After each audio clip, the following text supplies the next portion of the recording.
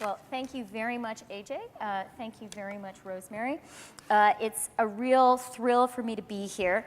And I have to say, as the Member of Parliament for Toronto Centre and a UTS mother as of September, I was much more anxious about the UTS admission results than I was about my own by-election. So it's wonderful to be here and to be joining this terrific community.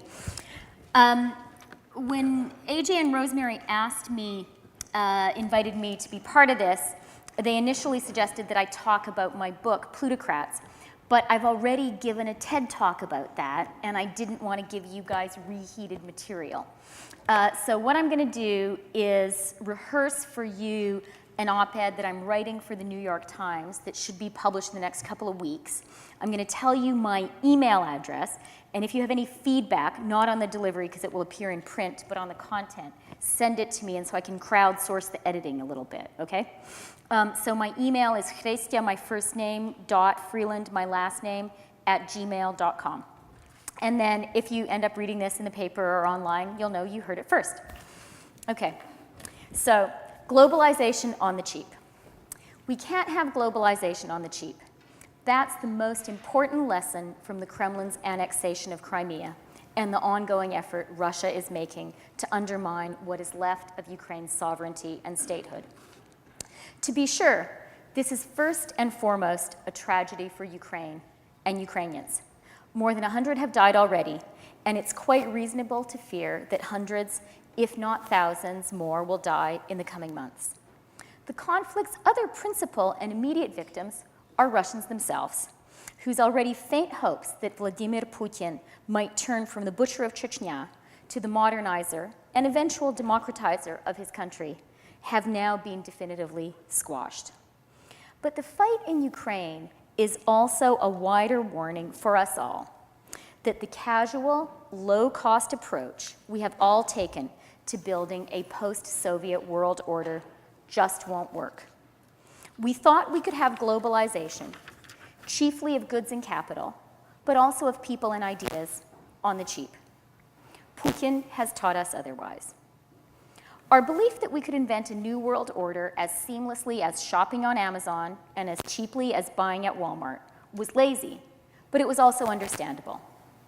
After 4 decades of a costly superpower standoff, whose parameters largely defined the post-World War II era, the Soviet Union collapsed not with a bang, but with a whimper.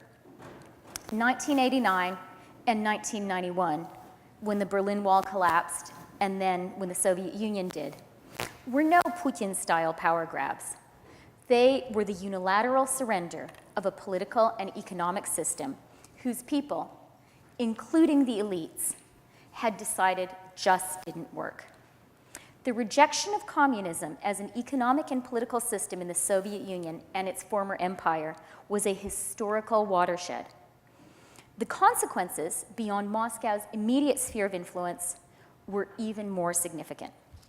With central planning discredited, most of the rest of the world began to move towards a market economy and, albeit more haltingly in many countries, democracy. This wasn't just an age of Metternich-style geopolitical realignment.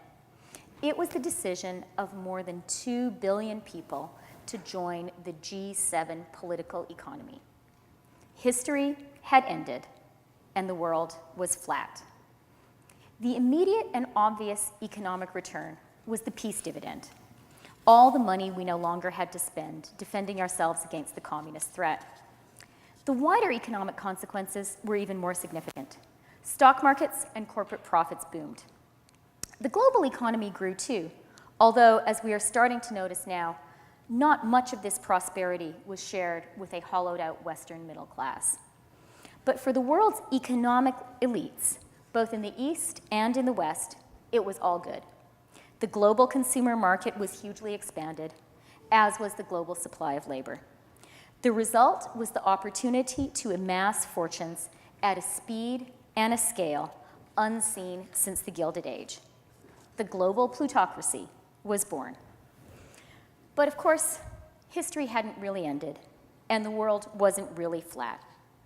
Capital, labor, and consumers may have gone global, but politics was still national. We built a global economy whose participants were governed by very different domestic playbooks and without establishing new international rules of the game. The contrast with the last time the West built a new international political and economic order is striking. After the Second World War, we spent a great deal of time, money, and political effort rebuilding the economies and political systems of the vanquished Axis powers and establishing a modus vivendi with our communist opponents.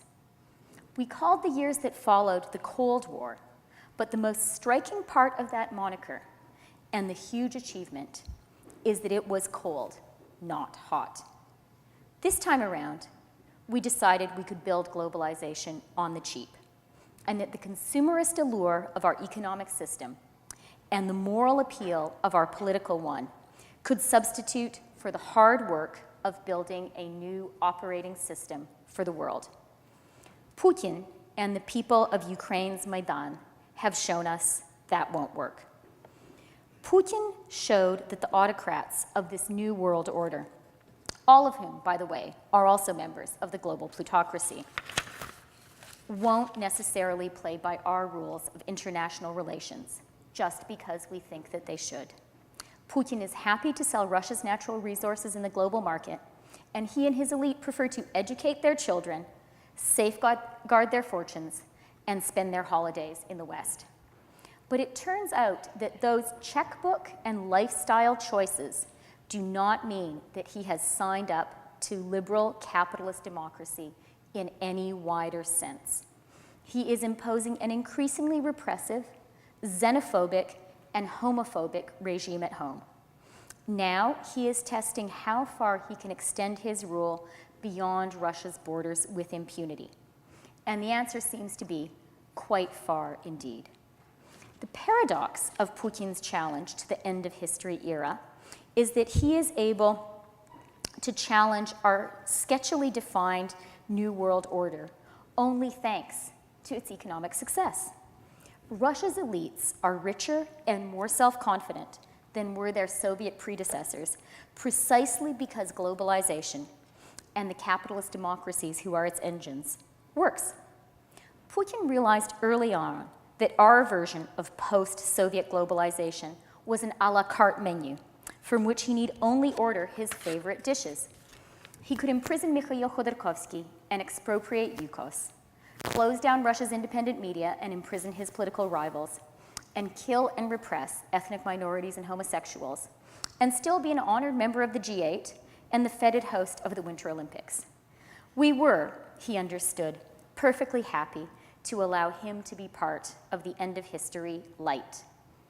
That's a scenario which has a great deal of appeal for his fellow BRIC leaders, regardless of where they find themselves on the democracy curve. And that is why Putin's aggression towards Ukraine, his most brazen assertion yet that participation in the world economy comes with no strings attached, has found support, or at least met with only tepid opposition, in so many emerging markets. If it were only a question of what the West would tolerate, Putin and the 21st century's other autocrats would probably, I'm sad to say, have pretty free rein outside the borders of NATO and the EU, which seem to be the only places in the world where history really has ended. But Putin's problem is that the collapse of the Soviet Union didn't end only what was left of the world's belief in central planning. It also gave everyone in the world the hope that they could be free. Putin and his fellow autocrats would be delighted to live in a world of global capitalism in which democracy at home is optional. But the people of Ukraine disagreed. The great danger for Putin is that, inspired by their Slavic neighbors' example, the people of Russia might decide that they disagree too. And that, ultimately, is why globalization on the cheap is not sustainable.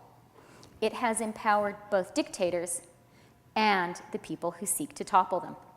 And it hasn't given any of us a roadmap for what to do when these forces inevitably collide. The so-called realists, who really are advocates of today's globalization light world, see only half of the forces that have been unleashed by the end of the Cold War world. Even if we wanted to accommodate the autocrats the global economy has enriched, it isn't realistic to imagine that we unilaterally can choose to do so. The people of Kyiv's Maidan, like the people of the Arab Spring, have shown us that they aren't willing to live in authoritarian regimes for the sake of the international stability that repression provides. The consequence is that we are going to have to devote more political energy and more money to making the flat world work than we had expected. Between 1980 and 1991, the world was transformed as profoundly as it had been by the Second World War. The greatest generation, my grandparents, your great-grandparents, understood that a new world needed new rules and new institutions, and that building them would be almost as hard as overturning the old order had been. We put that work off 2 decades ago. In countries like Ukraine and Venezuela and Thailand and Syria, we are now reaping the consequences. Thank you very much.